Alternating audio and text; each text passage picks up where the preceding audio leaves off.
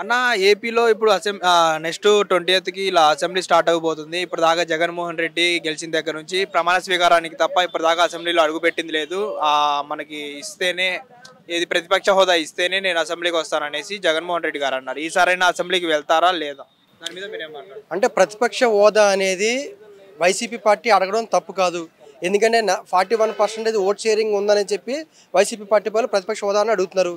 కానీ already Janasena party ఆ స్థాయిలో ఉంది. 21 స్థానాలు ఉన్నాయి. సెకండ్ ప్లేస్లో జనసేన పార్టీ ఉంది. కాబట్టి జనసేన పార్టీకి ప్రతిపక్ష హోదా ఇచ్చే అవకాశాలు ఉంటాయి. అంటే టెక్నికల్గా చూస్తే వైసీపీ పార్టీకి 40% ఓటింగ్ ఉన్నా సరే టెక్నికల్గా మాత్రం అసెంబ్లీలో జనసేన పార్టీకి 21 స్థానాలు ఉన్నాయి. కాబట్టి ఖచ్చితంగా ఏదైతే ప్రతిపక్ష హోదా ఇస్తేనే వెళ్తాము అనేది కరెక్ట్ కాదు. కానీ డిమాండ్ చేయడంలో మాత్రం ఎట్టి పరిస్థితుల్లో తప్పులేదు. ఎందుకంటే వాళ్ళకున్న ఓట్ షేరింగ్ బట్టి వాళ్ళు అడుగుతున్నారు. డిమాండ్ చేయడంలో తప్పులేదు. ఆల్రెడీ గవర్నర్ గారి దగ్గరికి వెళ్ళి కలిశారు. గవర్నర్ గారి దగ్గరికి వెళ్ళి కూడా స్పీకర్కి గైడెన్స్ ఇచ్చుకొని కూడా వాళ్ళు తెచ్చుకోవచ్చు. కానీ ఆ అవకాశాలు కూడా లేవు. అంటే వచ్చే అవకాశాలు అయితే లేవు. కాబట్టి ప్రతిపక్ష హోదా ఇస్తేనే వెళ్తారనేది కూడా రాంగు. అసలు అది అసెంబ్లీకి ఇప్పుడు ప్రజలు ఓట్లేసి గెలిపించినప్పుడు ఒకళ్ళు ఎమ్మెల్యే ఏంటి, 2 ఎమ్మెల్యేలు ఏంటి, ఎంతమంది అయితే మీకేంటి అసెంబ్లీకి వెళ్ళి ప్రజల తరపున మాట్లాడడానికి మీకు ప్రాబ్లం ఏంటి అనేసి చాలా మంది క్వశ్చన్ రైజ్ చేస్తున్నారు. దాని మీద అందుకే ఇప్పుడు ఏంటంటే అసెంబ్లీకి ఎవరైతే రారో ఆ పార్టీ ఈ పార్టీ ఏ పార్టీ అని కాదు, ఎవరైతే అంటే అనారోగ్య సమస్యలు లేకపోతే ఇంకా మేజర్ ఇష్యూస్ కాకుండా వాంటెడ్గా కావాలని ఎవరైతే రారో వాళ్ళ సభ్యత్వాన్ని రద్దు చేయండి. వాళ్ళ సభ్యత్వాలు రద్దు చేసి చాలామంది ఇండిపెండెంట్గా పోటీ చేశారు.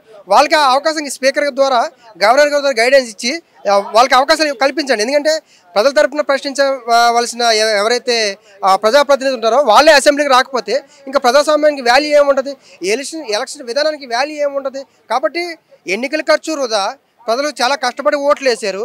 ఇదంతా చాలా రిస్క్ జరిగిన ఒక అంశము.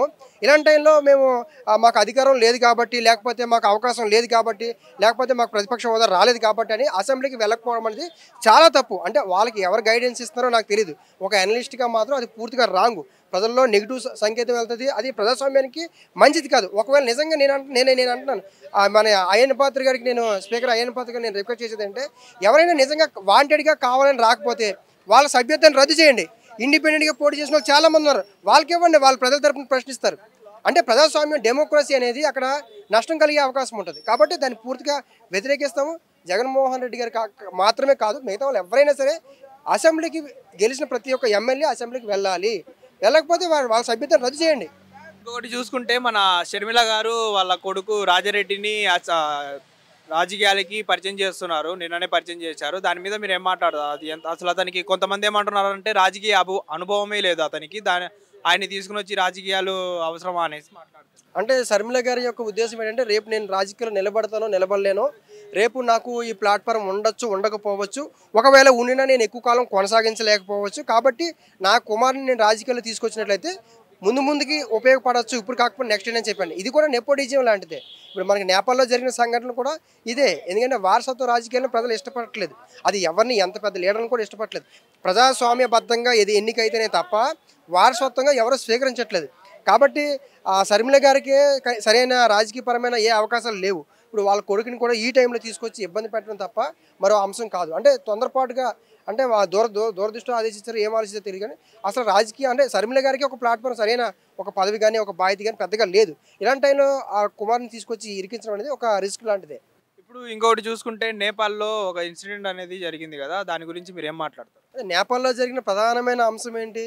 ఒకటి నెపోటిజం, 2 ప్రభుత్వం సంబంధించిన అవినీతి ఎక్కువగా ఉండడం, ప్రభుత్వం సంబంధించిన అవినీతి చాలా తీవ్రంగా ఉండడం, అక్కడ రాజకీయాల్లో యువతకి సరైన అవకాశాలు కల్పించకపోవడం, ఈ 3 అంశాల మీద నేపాల్లో ఈ యొక్క సంఘటన జరిగింది. అదేవిధంగా ప్రభుత్వం చేసిన అవినీతిని ప్రజలు ప్రశ్నిస్తే వాళ్ళకి సోషల్ ప్లాట్ఫామ్స్ ఏవైతే ఉంటాయో ఫేస్బుక్, ఇన్స్టాగ్రామ్, యూట్యూబ్ ఇవన్నీ కూడా వాళ్ళు బ్యాన్ చేయడం, బంద్ చేయడం, వాళ్ళు రన్ కాకుండా చేయడం, ఇది ఏదైతే ఉందో ప్రశ్నించే ఒక గొంతుకు అంటే ప్రభుత్వాలను ప్రశ్నించే రైట్స్ ప్రజలకు ఉంటాయి. ఓటేసే ప్రతి ఒక్కరికి కూడా ప్రశ్నించే రైట్స్ ఉంటాయి. ఆ రైట్స్ని ప్రభుత్వమే వైలెన్స్ చేసినప్పుడు ప్రజలు ఖచ్చితంగా ఇలాంటి అంటే అణిచివేత చాలా తీవ్ర స్థాయిలో ఉన్నప్పుడు ఖచ్చితంగా ప్రజలు తిరుగుబాటు చేస్తారు అనేది ఒక సంకేతం. కాబట్టి రాజకీయాల్లో యువతలకు ప్రధానమైన అవకాశాలు కల్పించలేనప్పుడు, ప్రభుత్వాల్లో కూడా యువకులకి ఒక భాగస్వామ్యం కల్పించలేనప్పుడు ఇలాంటి సంఘటనలు జరుగుతాయి. భారతదేశంలో కూడా ఇలాంటి సంఘటనలు జరిగే అవకాశాలు కూడా ఉండొచ్చు. ఎందుకంటే ఇప్పటికే వారసత్వం అనేది చాలా ఎక్కువ ఉంటుంది. కాబట్టి అలాంటి సమస్యలు కూడా భారతదేశంలో వచ్చే అవకాశం ఉంటుంది. ఐక్యరాజ్య సమితి కూడా ఈ అంశం మీద దృష్టి సాధిస్తారని చెప్పారు. ఐక్యరాజ్య సమితి కూడా దీన్ని ఫోకస్ చేస్తారని చెప్పారు. కాబట్టి ఖచ్చితంగా వారసత్వ రాజకీయాలకి వ్యతిరేకంగా కేవలం అందరూ ఏమన్నారంటే అక్కడ ప్రభుత్వం మీద తిరుగుబాటు చేశారు, అక్కడ అధికారుల మీద ఇచ్చేసారని చెప్తున్నారు. అది కాదు, అక్కడ నేపాల్లో ఉన్న రాజకీయ వ్యవస్థ మీద ప్రజలు తిరుగుబాటు చేశారు, యువత తిరుగుబాటు చేశారు. కాబట్టి ఖచ్చితంగా ఇది ప్రపంచవ్యాప్తంగా పాకే అవకాశం ఉంటుంది. హిట్ టీవీ యాప్, ఇందులో short news, live news, entertainment shows, movies, digital magazines తో పాటు మీ జిల్లా వార్తలను కూడా ఫ్రీగా చూడొచ్చు. ఇంకెందుకు ఆలస్యం, వెంటనే హిట్ టీవీ యాప్ ని డౌన్లోడ్ చేసుకుని ఫ్రీగా ఎంటర్టైన్మెంట్ పొందండి. Hit TV app. Hit TV app. Please download hit TV app. Hit TV app ని ఫ్రీగా డౌన్లోడ్ చేసుకుని ఎంజాయ్ చేయండి. మీకు నచ్చిన ఎంటర్టైన్మెంట్ కోసం హిట్ టీవీ యాప్ ని ఫ్రీగా డౌన్లోడ్ చేసుకుని ఎంజాయ్ చేయండి. హిట్ టీవీ యాప్ ని డౌన్లోడ్ చేసుకుని ఆస్వాదించండి, ఆశీర్వదించండి. ఇంతమంది సెలబ్రిటీలు హిట్ టీవీ యాప్ ని డౌన్లోడ్ చేసుకోండి అని చెప్తున్నారంటే ఎంత మంచి యాప్ ఆలోచించండి. అమెరికా అమెరికా అమెరికా అమెరికాలో చదవాలనుకునే వాళ్ళకి విశ్వసనీయమైన పేరు మన శౌర్య కన్సల్టెన్సీ. UK లో 1 year masters, UK లో 1 year masters, 2 years work permit up to 5 years visa. Contact Saurya Consultancy. Contact 89851 89851.